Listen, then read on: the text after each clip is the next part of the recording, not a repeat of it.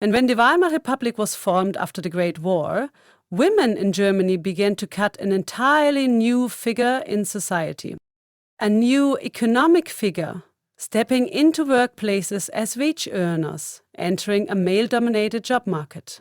A new political figure, gaining the right to vote and stand for office, joining political parties and public demonstrations. And a new physical figure, with short hair, shorter skirts, and a growing desire to break away from traditions. But this transformation was not welcomed everywhere. In small towns and rural areas, the pace of change was much slower. Traditional values remained strong, and expectations of women often stayed the same. As soldiers returned from the front lines, many men reclaimed their pre-war jobs, with many leaders encouraging women to return to their natural roles in the home. The 1920s were hard, but the Great Depression was devastating. The man I was courting at the time, Hermann, lost his job. He wasn't alone. By the winter of 1930, around 4 million Germans were unemployed. That's when I began to listen to Hitler. Hermann needed work, and I needed to prepare our home for a family. Motherhood, I realized, is work, and it's important work. The Nazis helped me see that.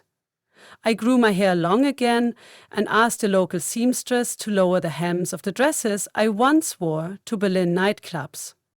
I was overjoyed when the Nazis came to power in 1933. It felt like Germany was finding its strength again.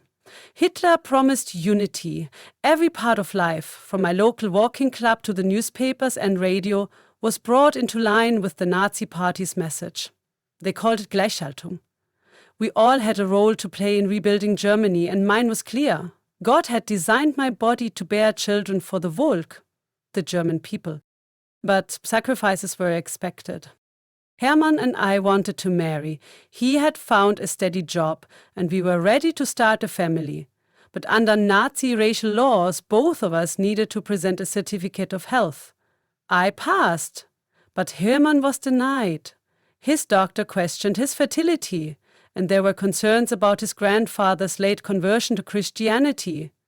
These were enough for the certificate to be refused. We couldn't marry. It was painful, but many of us made sacrifices. Not long after, I met a soldier in the German army. He fit the Nazi ideal of the pure Aryan man. We married and had 4 children and were able to buy our home thanks to the Nazi marriage loan scheme for Aryan couples. I felt proud of my role. As a mother, I was praised, even awarded, for contributing to the future of Germany. Once my children were at school, I wanted to do more. I joined the German Red Cross as a volunteer. We wore the swastika, swore loyalty to the party, and helped distribute food and provide emergency care for civilians. But when the Second World War began, we were given a secret mission. We were instructed by the SS to help cover up the true treatment of Jews from the outside world. When the International Red Cross in Switzerland asked if prisoners in the camps needed supplies, we sent back false reports saying all was well. But just in case, we built model ghettos, beautified versions of camps where Jewish prisoners planted gardens, painted buildings, and rehearsed performances. We even staged football matches and children's operas for visiting inspectors. Some prisoners were given carefully written scripts to read aloud, describing life in the camps as normal and peaceful. Of course, these were lies. Before the inspectors arrived, thousands of prisoners were deported to Auschwitz to reduce overcrowding and remove anyone who might resist or speak out. These visits were carefully staged propaganda, part of a larger effort to deceive the world.